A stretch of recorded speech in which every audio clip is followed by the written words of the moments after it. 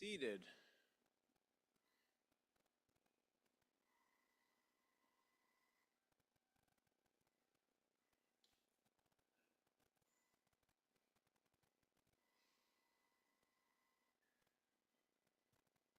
Both of the Torah portions that we read on Rosh Hashanah paint agonizing pictures of parent-child relationships. On consecutive days for us, although years apart for Abraham, he banishes his eldest son Ishmael and Ishmael's mother Hagar from his household. The journey leaves them wandering in the wilderness at death's door until they are saved at the last moment by a messenger of God. Subsequently, Abraham binds his beloved child Isaac on the altar, ready to offer him to God until they are saved at the last moment by a messenger of God. You can see the common theme. I want to flip the script this morning and share a much more positive and uplifting tale of parent-child interaction.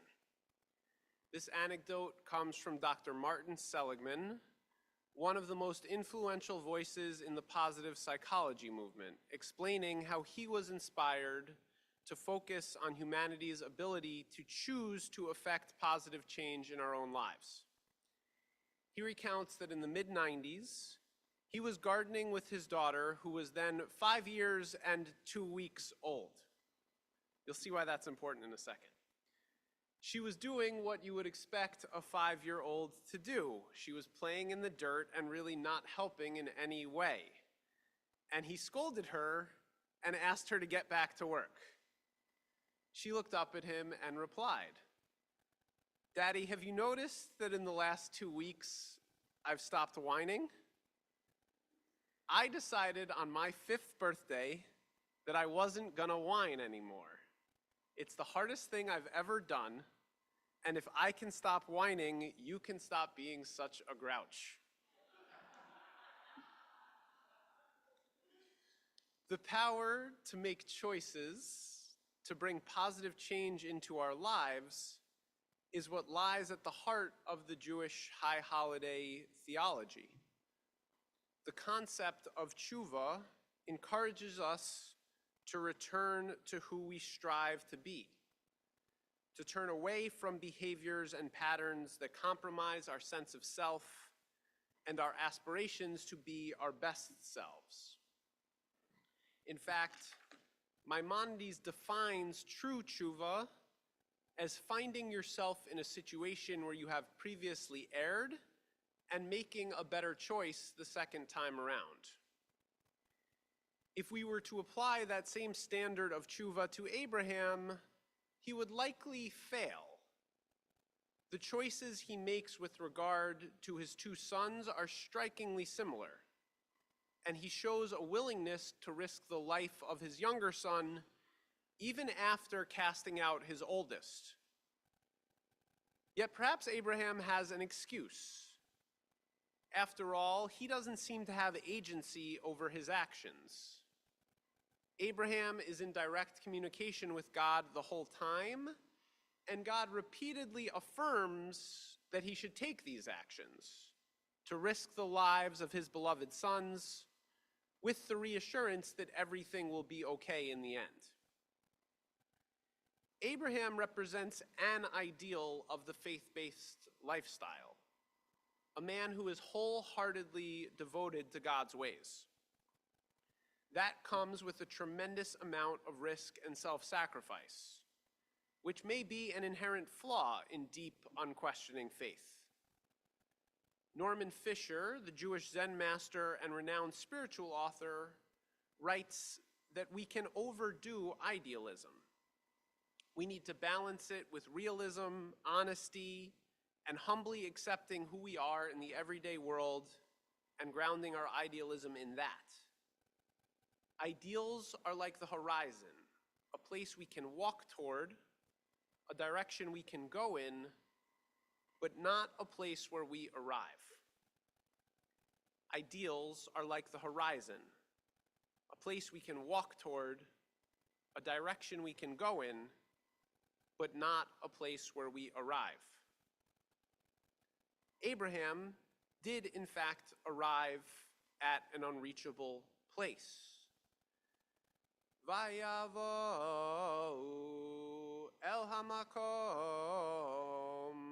asher amar lo ha'Elohim. Abraham and Isaac came to the place that God had told him of. Even in the cantillation of the verse, you can hear the drawn out notes, the pauses, almost an indication of surprise in their arrival at the place where Abraham would sacrifice Isaac. Did they really make it? Is God really going to let him do this?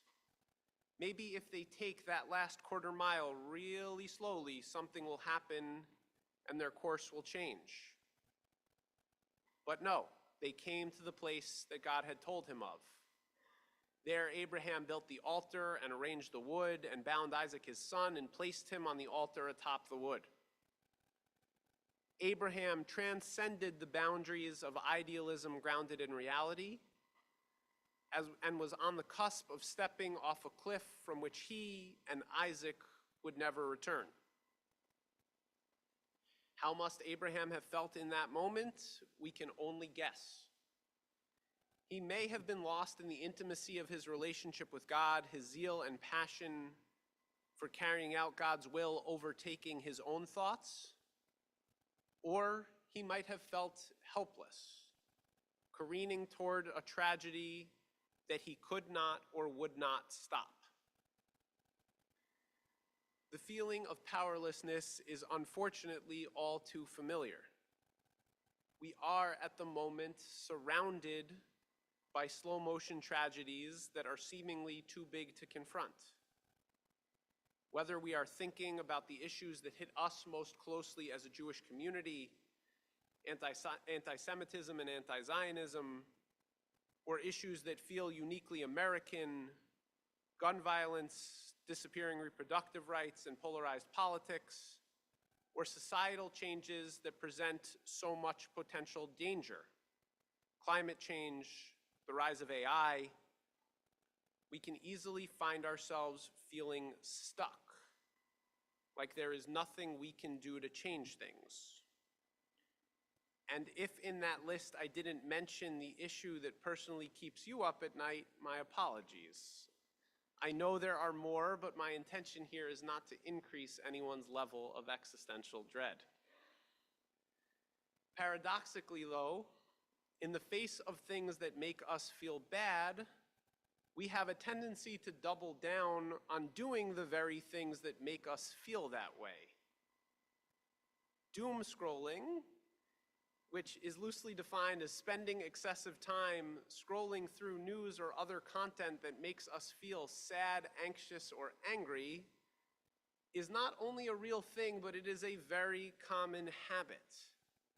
And unfortunately, this is all part of a negative feedback loop.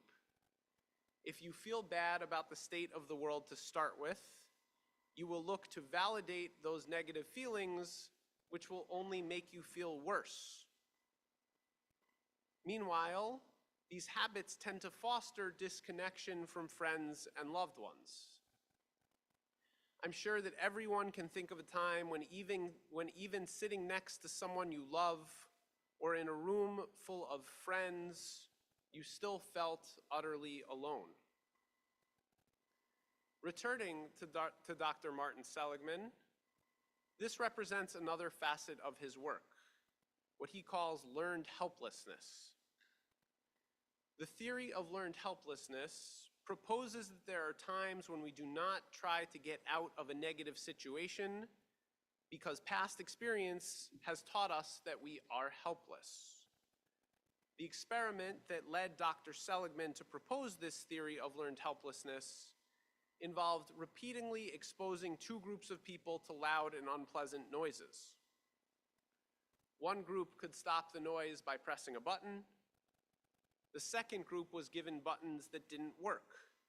That second group was helpless. Researchers found that even once the buttons of the second group were reactivated, those participants didn't even try to stop the noise. They had already learned that they were helpless, even though they weren't. And they essentially gave up and resigned themselves to experiences that made them miserable. Maybe this helps explain why Abraham did not object to the command to sacrifice his son Isaac.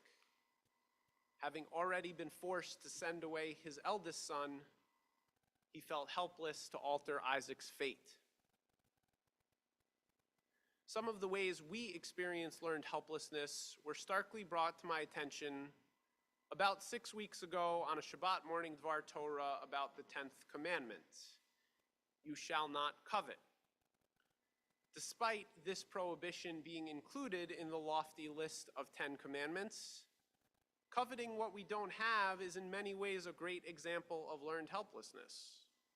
It is an inescapable part of human nature and human experience, even if it is a generally negative force in our lives. We feel that in a uniquely 21st century way. We are inundated with messages that we need more, better, nicer, newer things. I don't need to know how many people have already run out and bought an iPhone 16. We have learned that chasing more is inescapable, even if the impacts, both economic and emotional, are negative. I ended that Dvar Torah with a quote from Abraham Joshua Heschel. There are many who have acquired a high degree of political and social liberty, but only very few are not enslaved to things. This is our constant problem. How to live with people and remain free, how to live with things and remain independent. I thought it was a pretty good Dvar Torah overall. However, the takeaway from those in attendance was that they really, really loved the Heschel quote. And what can I say? Heschel is Heschel. I am glad to have his words at our fingertips, and I do not covet him. Fully embracing our own agency is a very tough nut to crack, but it is also, at least in part, a spiritual problem, which means that Jewish practice, tradition, and community can help us tackle it.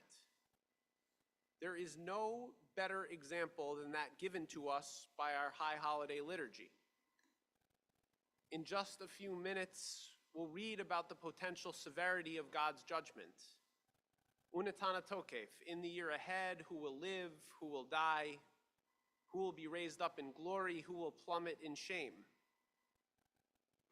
And the answer from our tradition, Utshuva, utfila, utstaka, ma'avirim et roa hagzera. We can learn to change our path through return and repentance, prayer, and acts of righteousness.